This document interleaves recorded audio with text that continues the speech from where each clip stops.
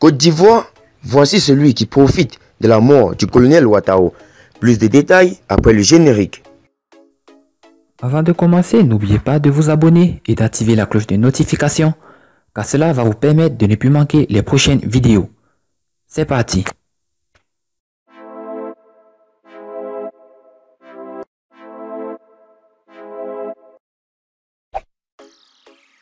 Avec son physique herculin de champion de lutte gréco-romaine, on le croyait presque increvable. Et pourtant, Ouattao Isiaka Ouattara, de son vrai nom, est décédé à l'âge de 53 ans le dimanche 5 janvier 2020 à New York, où il avait été évacué le 13 décembre dernier. De quoi le géant à la célèbre barbe est-il mort? La dengue, comme disent certains, un diabète avancé détecté très tardivement, comme l'indique la version officielle. À moins que ce ne soit un empoisonnement comme le prétend Dame Rumeur. En tout cas, sa Bélé a passé l'âme à gauche. Celui qui vient de disparaître a véritablement fait irruption sur la scène politique ivoirienne à la faveur de la rébellion qui a éclaté le 19 septembre 2002 à Bouaké. Fidèle parmi les fidèles de Guillaume Soro, il faisait partie de la dizaine des commandants de zone chargés d'administrer les régions sous contrôle des forces nouvelles, exploitant les richesses locales et se payant sur la bête. Jusqu'à la crise post-électorale de 2010-2011, quand il finit par installer Alassane Dramane Ouattara au pouvoir à coups de Kalachnikov et d'armes lourdes.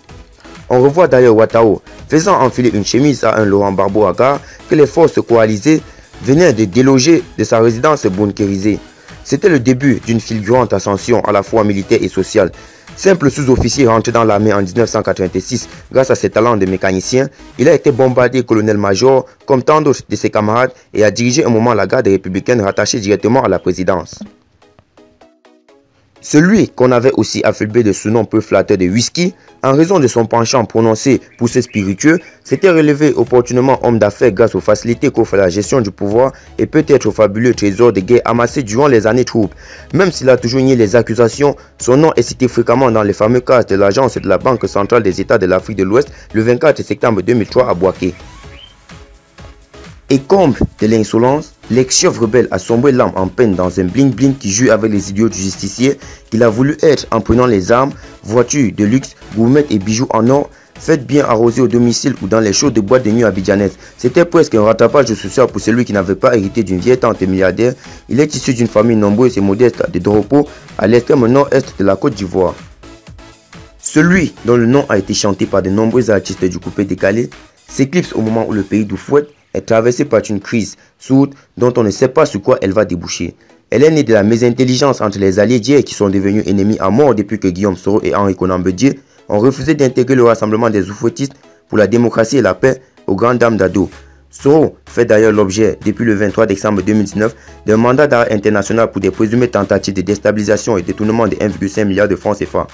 Des accusations basées notamment sur un enregistrement que les adolâtres tiennent pour authentique et récentes, alors que pour les soroïstes, ce petit tape daterait de 2017 et leur champion avait en réalité joué le jeu face à un espion stipendé par le pouvoir.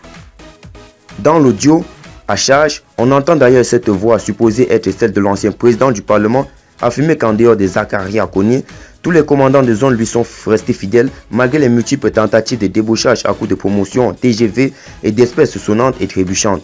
Du coup, la question se pose de savoir à qui profite la mort du colonel Ouattao. Cela d'autant plus que chaque camp redouble de compassion pour un jeune frère pour rendre la formule d'Ado. Un des piliers du 19 septembre 2002, comme l'affirme Guillaume Soro, ou plus généralement un ami, comme l'ont écrit de nombreuses personnalités de tous bords sur les réseaux sociaux, pour ajouter à ce climat de sympathie générale pour le défunt du président ivoirien, a affirmé hier que les obsèques officielles seraient organisées au retour de la dépouille.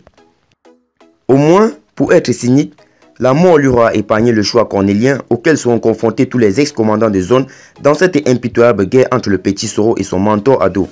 Ce dernier les avait reçus en audience le 24 décembre dernier pour manifestement évoquer les déboires judiciaires de leurs camarades et faire le point de ses fidèles.